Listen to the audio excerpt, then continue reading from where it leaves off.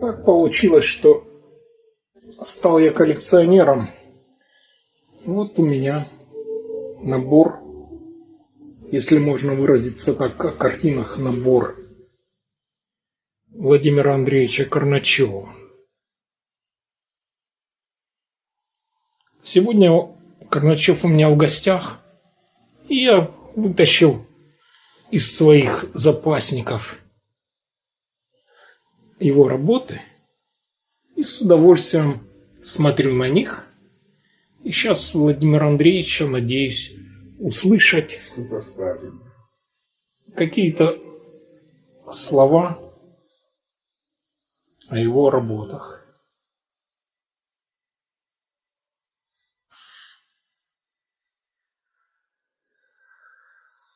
И здесь мой друг, музыкант Коля Гарбиков. Вообще наша компания. Саша, вот удивительная вещь, коллекционеры.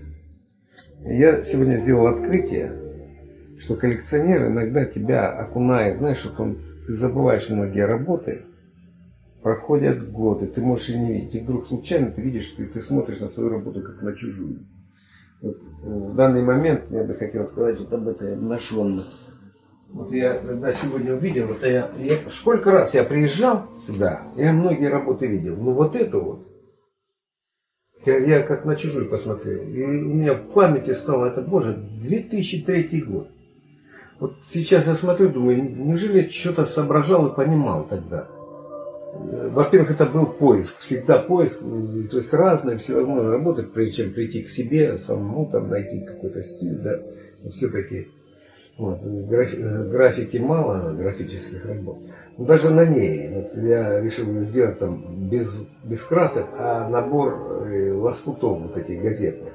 Вот посмотри, как, неужели я понимал, сам себе теперь удивляюсь, неужели я что-то понимал, чтобы вот так вот вылепить живот по форме. В принципе, это ж плоское все, а живот вот так вот лоскутами, и вот он дальше ноги пошли. Как расположены листы, это самое, как строится, лепится форма на плоскости вот этими газетками.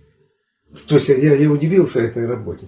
И вообще я хотел остановиться на двух всего работах, потому что эти все мне известны. Во-первых, ценю вот эту маленькую работу, но она такая просто для себя открытие. Некоторые забываешь, потом слушаешь, боже, а она у тебя оказывается. Вот эта вот аллея, она очень красиво смотрит. Да, это импрессионизм прям такой.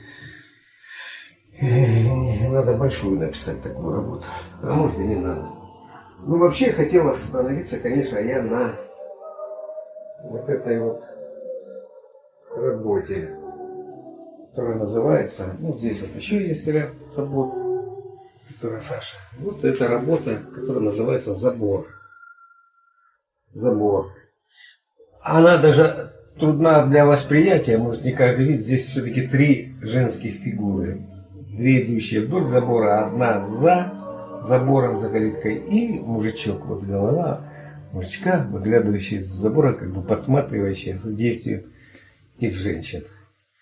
То есть какой-то забор, была мысль забор, но он получился у меня как лоскуты, какие-то такие лоскутное такое одеяло там или еще что-то. Но вообще это забор. Можно было сделать надпись, можно было продолжать. Очень сложно было для меня увязать в этом зеленом, в этих пятнах, создать цельность из этих пятен. Именно все зеленое, в зеленом цвете. И только доминанта красная. Вот это вот красное, сейчас не хватает освещения, видимо. Но его было так сложно написать, я его несколько раз. Это вот смотришь вроде красный, сколько раз я его переписывал, пока он зазвучал тот звук, гармония с зелеными, пока он зазвучал таким, вот при дневном свете он будет сиять немножко такой, из глубины, как бы изнутри. Этот вот красный. Было очень сложно его сделать. Вот забор, может быть, собор я дал название, чтобы как бы показать. Ведь можно было сделать просто из досок, да, вот так вот набрать, и чтобы явно был забор виден. У меня не совсем такое, здесь немножко такая абстрактная, импрессионистическая такая работа. Можно было действительно сделать какие-то надписи, чтобы подчеркнуть. Ну, я сделал названием просто. Я бы сказал, что здесь забор и то, что можно увидеть за забором одномоментно. И что, и за забором? Ну, забор, но здесь и пространство за забором тоже. Ну да, и играет роль, конечно. Да. Не просто... Его тоже видно. Да. Как бы такая полифония. Я переживал, что вот этот забор, почему я название сделал забор. Думаю, не все поймут, что это забор. Тогда еще вызывало у меня сомнение, что думаю, люди могут не понять, что это, где это, что это происходит. Кстати, музыка, которая сопровождает рассказ Владимира Андреевича, Да. это играет Николай Николаевич, дуэт Баркарола. Да, Гарликов. Музыка великолепная, потрясающая.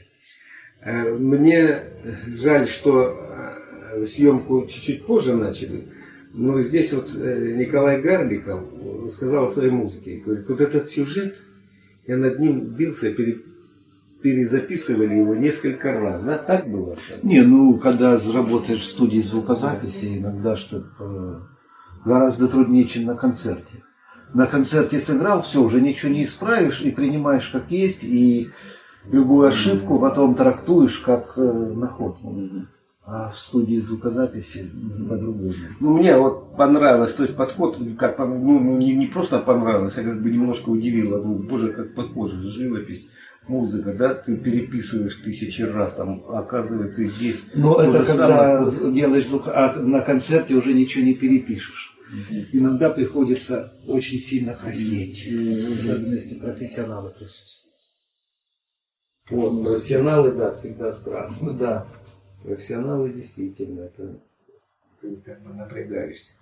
Ну, в общем, вот такая работа. Приятно встретиться, понимаешь, проходят годы, вот чем коллекционер, а ты приходишь, и он тебя возвращает в ту эпоху, в то время, в твою молодость, может быть, да, действительно молодость. Ты вдруг встречаешься так вот неожиданно, приятно.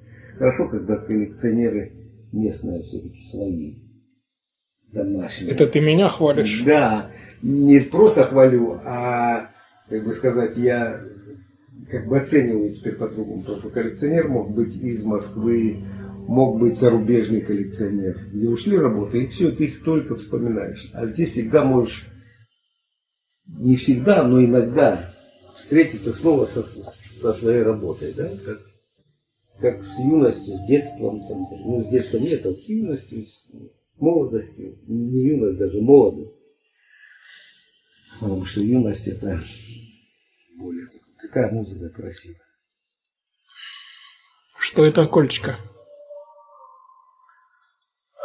Адажио Альбинони Рема Джицотто. Ну, обычно говорят Адажио Альбинони, но Альбинони только 6 тактов церковной сонаты сохранилось, а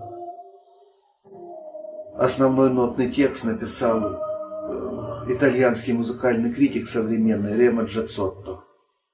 В первой половине 20 века. Любимая моя тоже у меня в автомобиле даже звучит. Хотя очень много сохранилось музыки Альбинони, но вот именно это произведение реконструировано музыкантом 20 века. Да, Александр,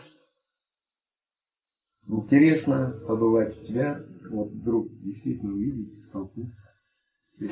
Как на выставке смотришь на свое, как на чужое. Володя, а вот эту картину тоже прокомментируй, пожалуйста. Ну, это такая вот обнаженная, она немножко тоже так замысловато, даже сейчас не все может слой. Это бумага масла, я тоже пробовал. Ну, вот я так иногда люблю завернуть, непонятно почему, голову. Как бы я считаю, что психологически немножко, с каким-то ну, психологическим моментом в состоянии самого человека.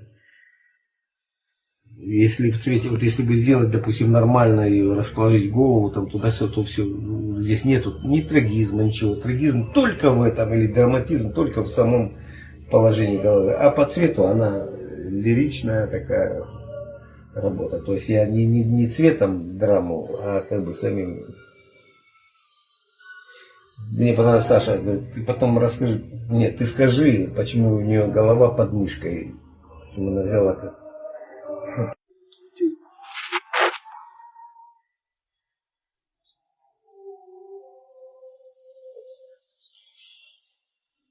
Так получилось, что стал я коллекционером. Вот у меня набор, если можно выразиться так, о картинах, набор Владимира Андреевича Карначева. Сегодня Карначев у меня в гостях, и я вытащил из своих запасников его